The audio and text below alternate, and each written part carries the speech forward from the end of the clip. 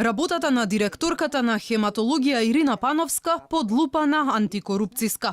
Комисијата за спречување на корупција по представка поднесена од група доктори ќе ги чешла документите од јавните набавки на лекови за потребите на клиниката со која директорува Пановска преку веледрогеријата на нејзиниот татко. Се однесува за влијанието и наместувањето на тендерите во корист на веледрогеријата доктор Пановски, во која е собственик нејзиниот татко Златко Пановски. Се наведува дека поддршка за своите незаконски дела има и од страна на бизнис пријателката, министерката за одбрана Радмила Шекеринска и од министерот за здравство Велко Филипче.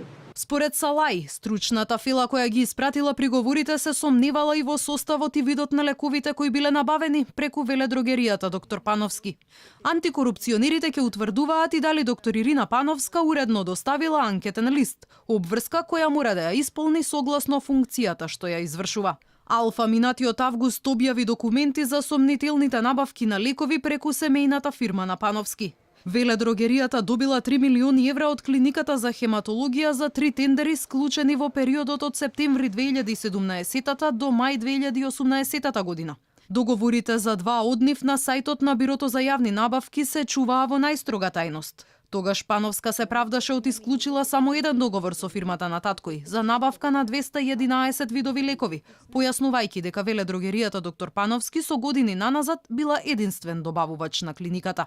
Министерот за здравство Филипче пак тогаш убедуваше дека во набавките немало ништо спорно и оти тие биле спроведени согласно законот. Сите набавки за кои што пишуваа медиумите во изминатите неколку месеци после нашата проверка и од соодветните институции излезе дека се комплетно законски и во ред. За овие и други спорни тендери во здравството, меѓу кои за набавката на реагенси за крвни анализи во вредност од 35 милиони евра, предмет отвори и основното јавно обвинителство.